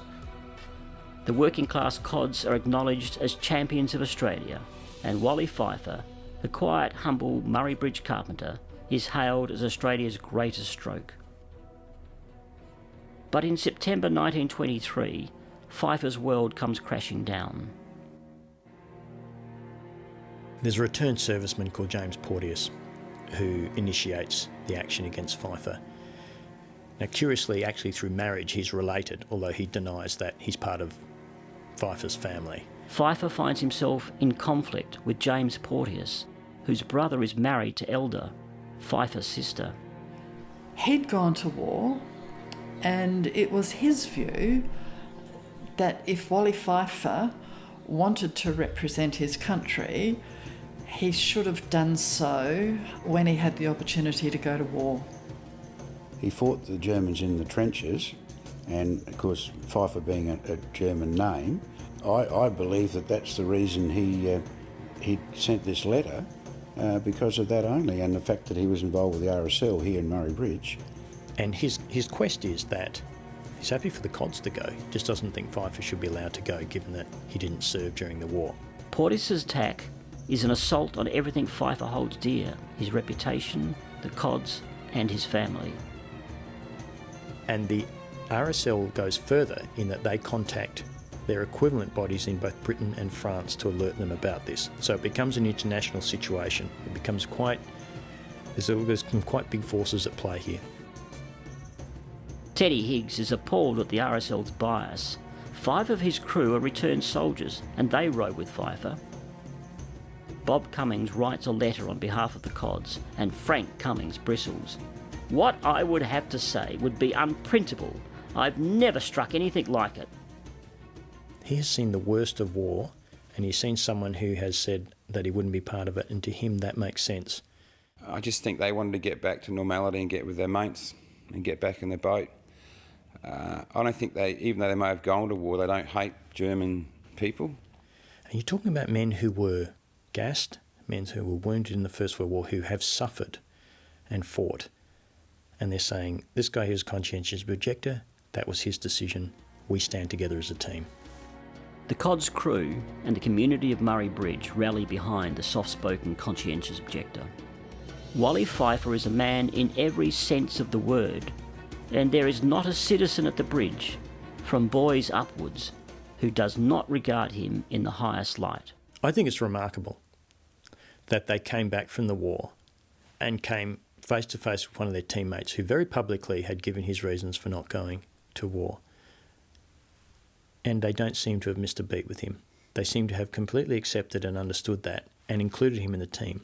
Not only included him in the team, but when critics came for Pfeiffer, and by extension the team, they stood together and said all of us or none of us.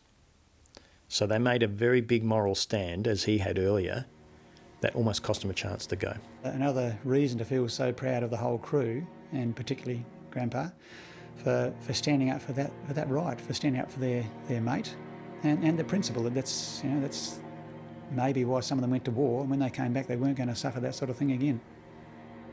With the town turning against him, Porteous backs down and the RSL withdraws its support, but the damage has been done. It would have been a terrible thing to have happened, yeah. I mean, it was bad enough having to go through the court appearance to justify why you were a conscientious objector, and then to have this come back, it must have been very distressing. Wally Pfeiffer is left shattered by the public humiliation. The press are advised he is indisposed and unable to row. The unedifying FIFA controversy casts doubt on whether Murray Bridge will be chosen to represent Australia at the Olympics. On 28th of January 1924, the Olympic Games Selection Committee announces a unique test race will be conducted over 2 kilometres, for which any crew in Australia can nominate, and the winner of this test race, if not Murray Bridge, will be Australia's Olympic representatives. Clubs from around Australia scramble to compete. The Cods crew, now in their late 30s and older, face a difficult test. In the newspapers, the biggest story of the day was the Cods. When you look at the broadsheet of the Register or the Advertiser, the Cods are front page, and the test race was front page.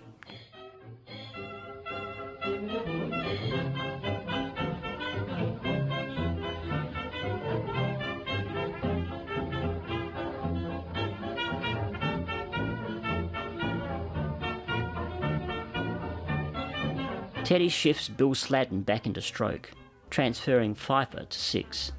He hopes Sladden in stroke will make for greater speed over the shorter Olympic distance.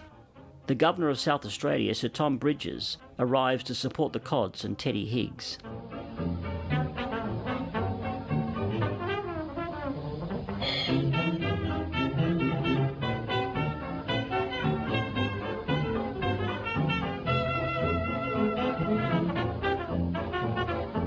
The young Western Australian crew are state champions with an exceptional stroke rating and average lightness of only 10 stone. And based on Henley on Yarra form, the Melbourne crew are confident they will pass the judge first. The Tasmanians are brilliantly speedy over shorter distances and have an unbroken record of victories at home. The Cods will have their work cut out for them. There are many unknowns. It is anyone's race. Okay, number 4, can I get you to move in, please? Just a little bit. Keep up, that's it. Hold it right there. Thank you very much. Okay, are we all ready? Murray Bridge creates a sensation by jumping off the mark at 44 strokes to the minute. Each stroke is taking just over a second to complete.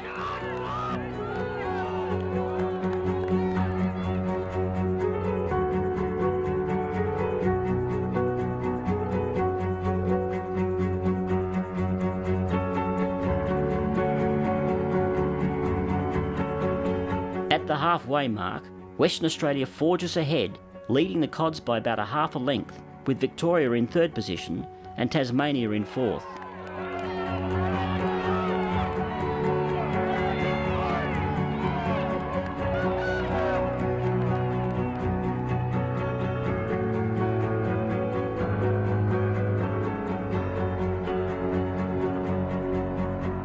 Teddy watches intently. Are the Cods too old and slow?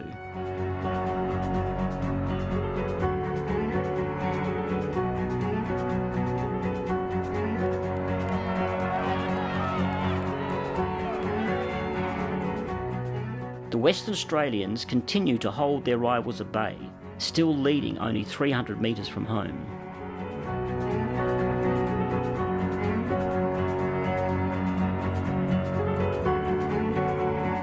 Reaching the mangroves, coxswain Bob Cummings calls on his Cods for a dozen of the best. The Murray Bridge crew respond, 12 strokes applied with tremendous force.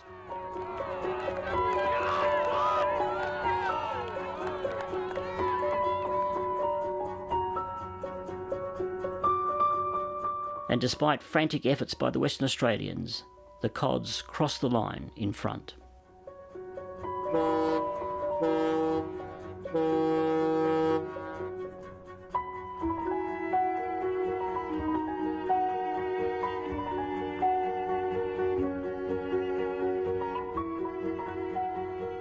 Bill Sladden, he told me that the first thing he knew was my dad. Of course, he was up the front. He sang out, "We've got 'em, Bill." Somebody yelled out, "Paris or the bush," and they gave it all and won. They won. They won. And that closed down the doubters. And this cry of Paris or the bush was real. This is our chance, this is our last chance, or we're going back to Murray Bridge. The Cods have triumphed in one of the hardest and most stubbornly fought battles ever waged in Australian rowing. Teddy Higgs is overcome with emotion. He presents Sir Tom Bridges to the winning crew. Lads, 3 cheers for the Governor. Hip hip! Hooray! Hip hip! Hooray! Hip hip! Hooray! Thank you very much, boys, and good luck for the Olympics. Thank you, sir. The Cods, basking in the glory of a great victory, have achieved their dream against overwhelming odds.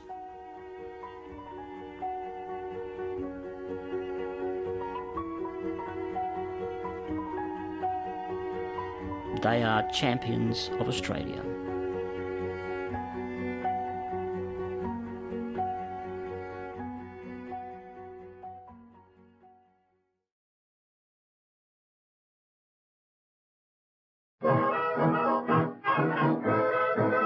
The Cods leave Outer Harbour on 8th of May 1924 on board the RMS Ormonde, bound for Paris.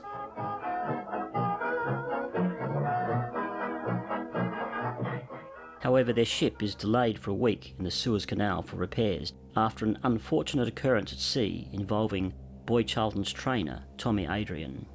Boyd Charlton's coach, mentor, friend decided to throw himself off the side of the boat for reasons probably only known to himself. He was a World War I veteran, I believe, and may have decided to end it.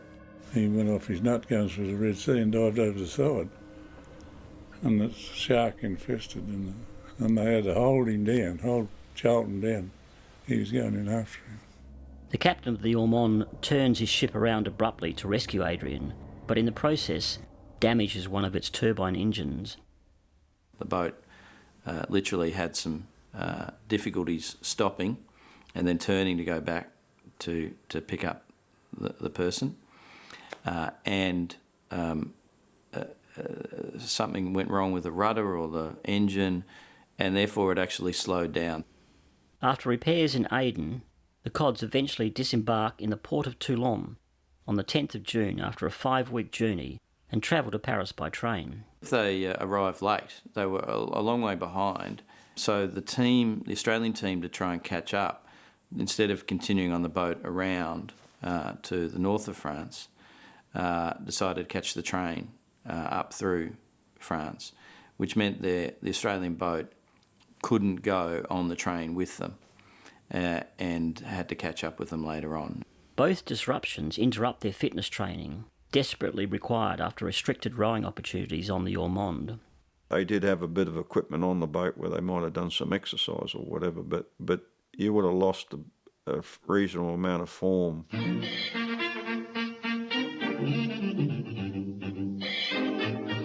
In Paris, they stay at the Normandie, a Belle Epoque era hotel on the right bank, but it is an ill-advised choice of location on 2 counts. It is in the centre of Paris, making it extremely difficult to train on the River Seine, and it is far too expensive for the Cods' limited Olympic budget. Teddy Higgs decides to decamp to cheaper and more suitable accommodation 12 miles away, on the outskirts of Paris on the River Marne.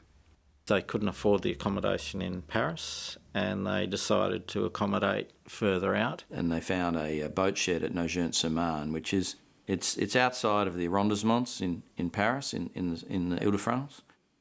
At last, they are able to begin rigorous training using a borrowed 8, the same one Scotty rode in for the Persian Games in Paris in 1919. The Cods use Lonqueux Rowing Club as their base, a club with a famous history. It is the club used by Baron Pierre de Coubertin, father of the modern Olympics. He was a very, very keen rower. He rowed as a boy.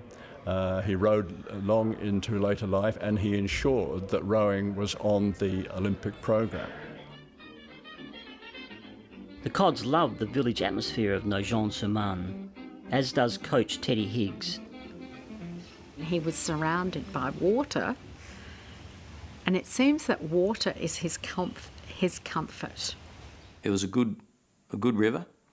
It was basically pretty flat. It was a 2-knot river, as they say. and as a result they were actually able to get back into training. The Cods stay at the Casino du Viaduc, which is directly across the river from Lonqueux. Ted Thomas forms a dance band with the Cummings brothers, Bob and Frank. I know there's some stories about how they funded themselves while they were there. They were working men and they weren't afraid to try and earn a crust somehow. They organised concerts. They were almost literally penniless. I think they got $1 a day for expenses or something like that. Well, what could you do on $1 a day? But we didn't hear all the tricks they got up to, except somebody had a birthday and Dad could play the piano by ear, and all the other crew played an instrument. So they had a musical soiree, I think, or something like that, and had a good time.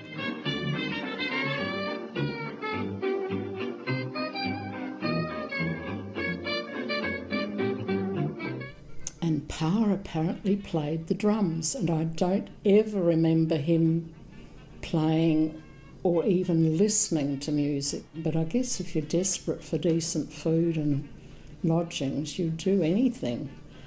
And I believe the women at the hotel were scantily clad, and I can't picture Pa being in the presence of scantily clad women either. And that was the one that played, and only clothes the dancers had on was their dancing shoes. It was a bit hard to play there in Paris. It is also where Ted Thomas, always on the lookout for an easy dollar, announces that he will jump into a bucket of water from the first floor balcony of his hotel. He was there during the war and he could speak French. And they were running short of dough. And he said, I'll tell them we're going to dive off the first story building into that rain barrel there tomorrow morning, 7 o'clock. You guys go around and get a collection. But he comes out at 7 o'clock in the morning and bloody dressing gown on, strips off into a pair of shorts and gets ready to dive. And he says, it's too cold this morning, so I'll come back another draw down. Got the other guys that got in the 8 and rowed up the river. This mob were going to kill him. So they got more money. On 20th of June, the South Australia finally arrives and Teddy travels with Bub Jarvis and Ted Thomas into Paris to collect it. Now in their own boat, on the sheltered waters of the Marne, the Cods rowing begins to improve. They record a time of 6 minutes 3.5 seconds over 2 kilometres, close to the world record. But there is one major drawback. Nogent-sur-Marne is 26 miles from the Olympic Stadium and the official rowing course at Argenteuil. A friend of a friend helped them find a new location near Argenteuil, which is where the Olympic events were. Now, Argenteuil, if you imagine Paris, well, Nogent-sur-Marne is here and Argenteuil is there and Paris is in between. It's a good 20 miles as the crow flies. The Cods reluctantly decide to shift to Argenteuil.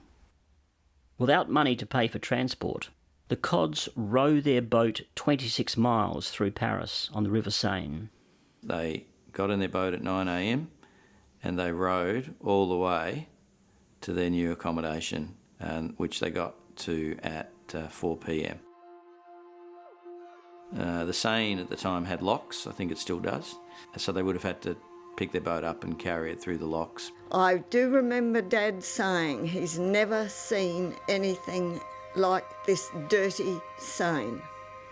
There were dead dogs in it and even a baby, he said he saw, and that would have upset all of them. There were comments in the newspaper at the time about people thinking it was the first time such a journey had ever been attempted. It may have been the turning point in their Olympic campaign. Bob Cummings records in his diary that the crew had a tired feeling after the long row from Nogent. They took a day off, as I understand it, and then they started training again. And again, in that, it would have been training for the short style. But in the meantime, they've done this, long, slow-stroking, 25 or so mile, whole day row. So I would say they probably did overtrain. And when you read their articles, their journals, they do start to talk about the fact that they felt stale on the first race, which, at a sports physiology level, makes perfect sense. Our first night's sleep at the new camp is the worst since I have been here, records Torber in his diary. In the Cod's first row at the Olympic course on the Bassin d'Argenteuil, they record a disappointing 7 minutes 25 seconds. After the paradise of Nogent-sur-Marne, the Cods have landed in Gun Alley, bad accommodation, bad food, and restless nights. When they got there, they were billeted on a farm, and whoever was doing the cooking, it wasn't country cooking. They took ill eating horse meat, as was the norm in France in those days, but their tummies couldn't cope with it. Pretty soon you see stories about them suffering with dysentery, and that can't be good for somebody's strength when they're preparing for a sporting event. In the lead up to the first race, 3 of the Cod's crew, Sladden, Thomas and Jarvis, come down with dysentery. No, I couldn't imagine anything worse. You really have to be at the top of your game when you're racing at that level. You couldn't imagine, being sick in a sick bed a week or so before the finals or the semi-finals or the heats even. They recover enough to march with the Australian athletic team into the Colombe Stadium on Saturday 5th of July to open the Games in the presence of His Royal Highness Edward, Prince of Wales.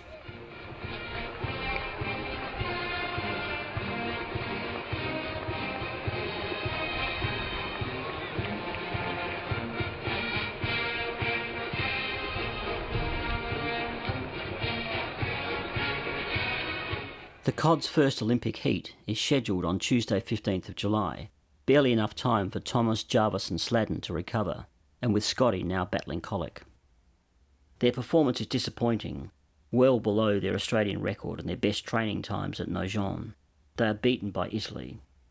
A rotten row, and they couldn't get their stroking up, I think, beyond 33. They sort of got stuck there. They couldn't lift their rating. They weren't that far behind. They were only about a boat length behind, and behind some of the good crews. So I think they would have been very disappointed because they knew they didn't do as well as they could. The winning time for that race was about 6:12, and just a few days before in training they'd rode 6:07. So I think they felt that they had a bad day at the office. The Americans, represented by Yale University and boasting in their crew future child behavioural specialist Dr. Benjamin Spock, win their heat, defeating Canada convincingly in the record time of 5 minutes 51 seconds. They were favourites for the gold medal and they produced the goods on the day. When they travelled over, they would have come by a liner from America. They would have been fed quite well and continued to train on the boat, on rowing machines. Despite the Cod's loss, they have one more opportunity in the repechage on Wednesday 16th of July against Canada, Argentina and Belgium. Only the winner will go into the final. The Cods row valiantly, but are beaten by Canada, who go on to win a silver medal in the final. Yale University wins gold, defeating the Canadians in the ordinary time by Cod standards of 6 minutes 33 seconds. Now, conditions on rivers, changed, and they change even now. On an open course, as I understand it, you can get very significant time changes. But where you've got current, etc., you can get some real issues. But it still showed that they were actually rowing in the range, and on the right day they might have been there. It's hard to say what technology the other crews they were racing in the other races was. Certainly the Americans had a far superior boat. And they did underperform in Paris. But they took it quite well. They didn't complain. One of the things that was against them was their age. Unfortunately, they missed the boat with the First World War. In 1924, they were probably just a bit old. It is a disappointing end to the Cods' Olympic dream, but the experience of competing in the Games has been exhilarating. The Cods have more than fulfilled Dr. Macquarie's 1909 predictions, defeating not only the best in Australia in 4 King's Cups, but also achieving the honour of competing as a club crew from tiny Murray Bridge against the greatest rowing nations in the world. Cod's story is important to the Olympic movement worldwide, in my opinion, because, this is a personal opinion, sport has become so much about winning and losing. The consequences of losing now are almost greater than the consequences of winning and the rewards of winning. The Cods won it. They won the Olympic ideal. They didn't get a medal because they got there, because they did it, because from where they're from.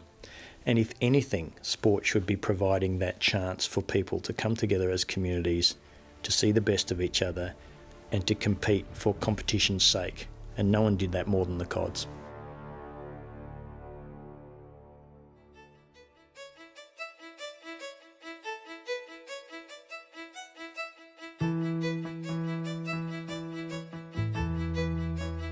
On the way home from Paris, the Cods are invited to row on the River Liffey in Dublin to compete in the first Taoiseach Games. They come up with this idea that they would have this Celtic Nations trophy, Celtic Nations Games. They bring all the Celts together to promote Ireland. And they said, come to our Taoiseach Games in Ireland. And the marvellous thing was that the Australian team did come. In the final, the Cods row against the City of Derry, a working class crew with similar roots to the Cods. Derry wasn't expected to represent anybody at the Taoiseach Games. They had won quite a few trophies that year, so I'd say they were keen to give it a shot.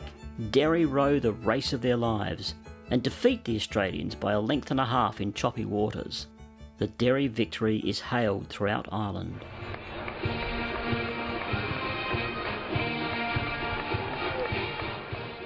There were wild celebrations in Derry when the crew came back from Dublin to Derry.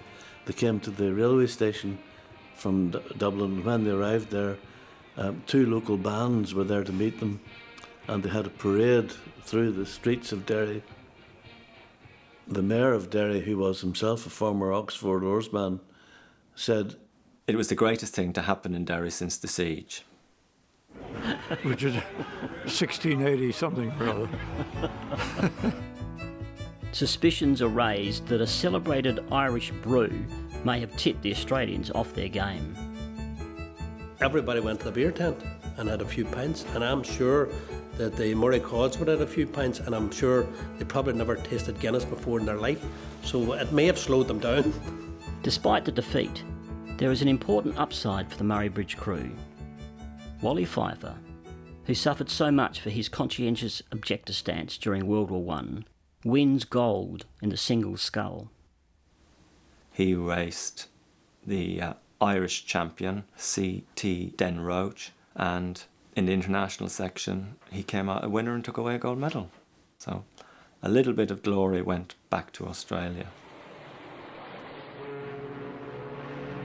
The Cods return home on 4th of October to a hero's welcome in Murray Bridge. Teddy Higgs accepts the Cods' defeat graciously, acknowledging that US and European rowing had advanced well beyond Australian standards. He quips, "We were like the boy who fell out of a balloon. We were not in it." But the restless boy from Devonport had achieved an impossible goal, transforming his Murray Bridge rowers into national champions and Olympic representatives.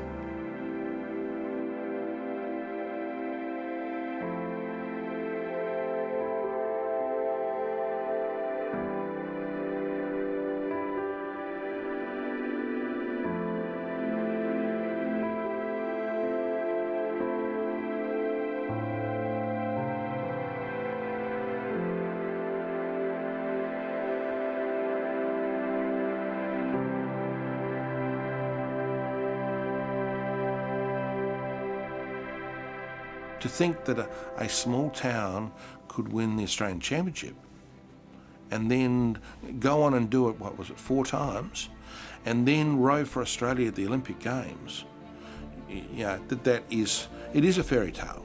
It's 1924. They were a third of the Australian team.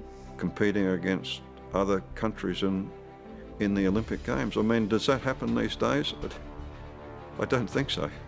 It's part of sporting history, it's part of the town's history. And I think one of the great things is there's still a boat club at Murray Bridge, and they still win medals in state titles, and they've had an Olympian in the last couple of years, and I think that's fantastic. And in terms of Australian sport, you wouldn't find many club crews winning as many King's Cups as they did. It wasn't just Ted who was passionate. He had made those men come together as a team, as a whole, and be passionate and driven. The way they got there and I suppose the Australian character that was brought out. It's a culture, it's their mateship, it's their love of sport. I'm sure that it really helped to level the playing field and demonstrate and foreshadow the fact that rowing was for everybody. It's hard to say it's not a fairy tale, isn't it? And as I said, it is an anomaly. It pops out of nowhere. It's a little bit of fairy dust, maybe.